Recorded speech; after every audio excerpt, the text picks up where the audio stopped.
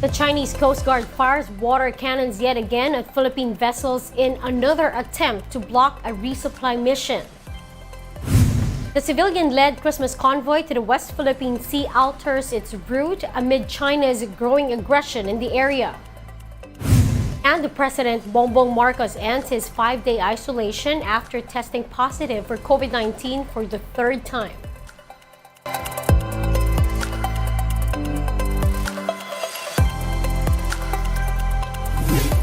Fast, focused, and fearless. Here's a roundup of stories we're watching now. I'm Riza Diaz. We begin the newscast with another water cannon attack by China earlier today, this time in Ayungin Shoal. The Philippine Coast Guard said Chinese vessels fired water cannons at them during a resupply mission. According to the PCG, the attack caused severe damage to the engine of ML Kalayaan. Another vessel called BRP Cabra also suffered damage from the incident. The agency said that their vessels are now being safely towed back to Palawan. Now, just yesterday, Chinese ships launched water cannons at vessels of the Bureau of Fisheries and Aquatic Resources. The BFAR vessels were on a regular support mission, bringing oil subsidy and grocery packs to the fisherfolk in Bajo de Masinloc. The PCG said no BFAR personnel was injured from the incident. Several countries have expressed concern over China's firing of water cannons at Philippine vessels in the West Philippine Sea. U.S. Ambassador Mary Kay Carlson condemns Beijing's, quote, aggressive illegal actions which endanger lives and livelihood. She also reaffirmed the Washington stand for a free and open Indo-Pacific. Meanwhile, Japanese Ambassador Kazuhiro Koshikawa said that they are, quote, seriously concerned about China's activities. He also reiterated the importance of upholding international laws.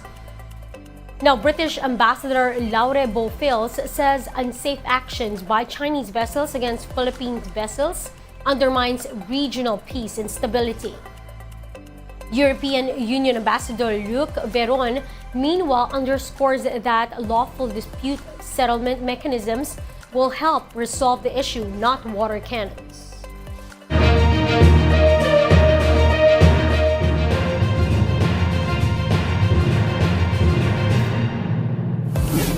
The civilian-led Christmas convoy to the West Philippine Sea alters its route following China's back-to-back water cannon attacks in the area.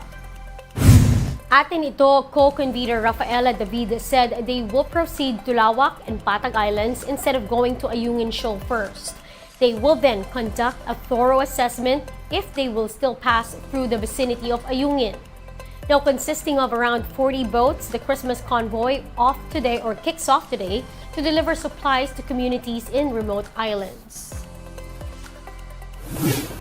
We'll be back with more stories after the break. Keep it here on One News.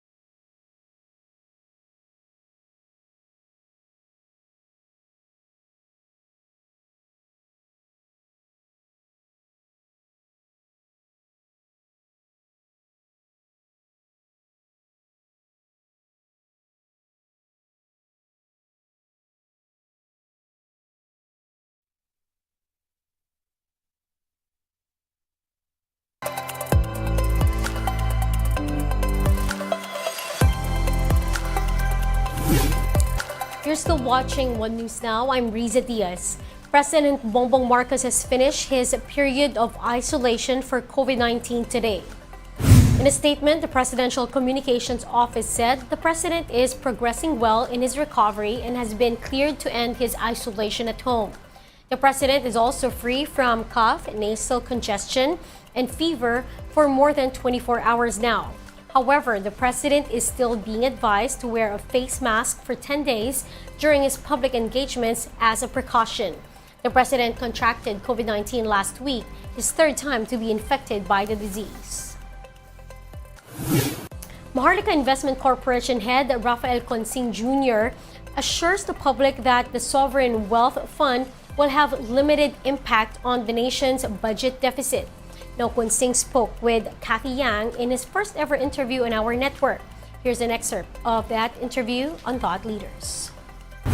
The main concern people have is really the impact it may have and will have on the budget deficit. As you know, our budget deficit for 2023 narrowed, but not to the extent that we'd want it to be, because when you compare that to the international deficit levels, we're still twice above the 3% level. We're at 6%. Yeah. So the main concern is, and what they want to know is, if there will be an impact to the country's budget deficit for whatever you're going to do with the Maharlika investment funds. So I think that the seed funding that we will be receiving was about 125 billion. From the Land Bank? 50 billion coming Bank. from Land Bank, 25 billion coming from the DBP, and the rest will be coming from the national government, coming from the dividends that they would have received coming from the BSP, sale of the asset privatization trust, and also a portion of the dividends that will be receiving from PAGCOR. Those specific ones are the ones that has got a direct impact on the deficit. Right? It's basically, So it will widen the deficit for in the immediate. well, not necessarily. See, when you look at the deficit, it's really about borrowing and spending, right? So in this case, it's not being spent; it's being invested, right? So they're basically using those borrowed funds effectively, because the reality is that we are in a budget deficit, whether or not those dividends come in, and you are investing. You're basically funding capital with borrowed funds. So it's only impacted only to that extent. Beyond that, we intend to raise capital from the market. So which means that we will be raising this from foreign investors. So that should not impact the deficit, basically. So I would only say that my response to that is it is only going to be a limited impact, only to the extent of its capital contribution. And catch the full interview on Thought Leaders with Kathy Yang this Tuesday, December 12, only here on One News. And those are the top stories of the hour. I'm Riza Diaz. We are One News.